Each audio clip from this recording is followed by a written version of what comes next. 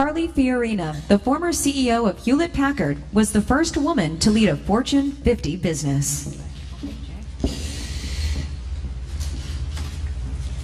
What is it's kind of a personal but a professional question. You've been in both, well, you've run for office, but you were top 50 CEO. I've had you on my show. You've talked a lot about your business background, humble start. But one of our people who submitted this wants to know, what's the least popular action you've taken as a leader, and what did you learn from it?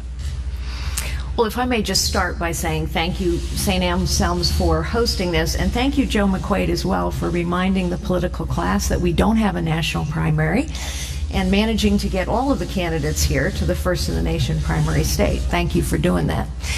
I think one of the most difficult decisions you have as a leader is to challenge the status quo, whatever the status quo is. The status quo in any system, in a business, in a bureaucracy, and especially in Washington, D.C., is powerful because people who have benefited from the status quo want to preserve the status quo.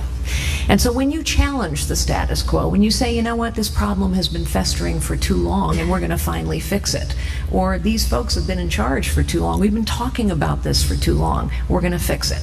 The truth is, 80% of the American people now think we have a professional political class that is liking the status quo, and we have festering problems. Our budget gets bigger and bigger every year for 40 years. We've been talking a lot today about illegal immigration.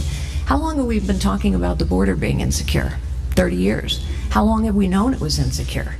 30 years. How long has it been insecure? 30 years. We talk a lot at election time, but somehow we never solve these festering problems. It's because the status quo is in charge. Leaders challenge the status quo. Least popular action you took, though, as a leader?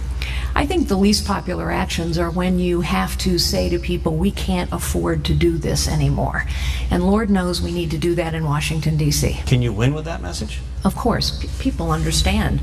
Honestly, our government has gotten bigger and bigger every year for almost 50 years. You have to invest in those things that are priority, securing the border, helping people who truly need help, and you need to quit spending money where you're wasting money. And we are wasting hundreds upon hundreds of millions of dollars every year. And by the way, we know where it is, because there are reports that come out every year. They land like a thud on Congress's desks, and literally nothing happens.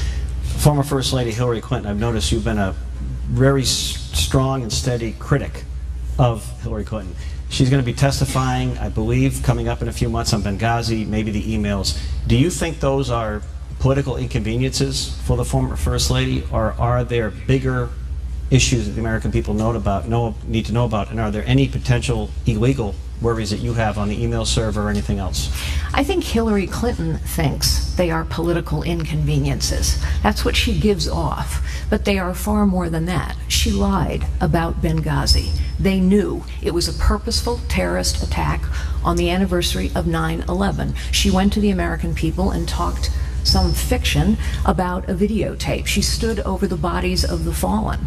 She has as well lied about her servers and the kinds of information she had on her server and why she kept everything on a single device. These go to the core of her character. But here's the thing. In order to beat Hillary Clinton or whoever their nominee turns out to be, we have to have a nominee on our side who is going to throw every punch, because this is a fight. It's a fight for the future of this nation. It's a fight for the character of this nation. And unfortunately, we know that sometimes the right questions don't get asked in a presidential debate. Should Planned Parenthood receive federal taxpayer funding? Absolutely not. This is about the character, the moral character of our nation. It's not about whether you're pro-choice or pro-life.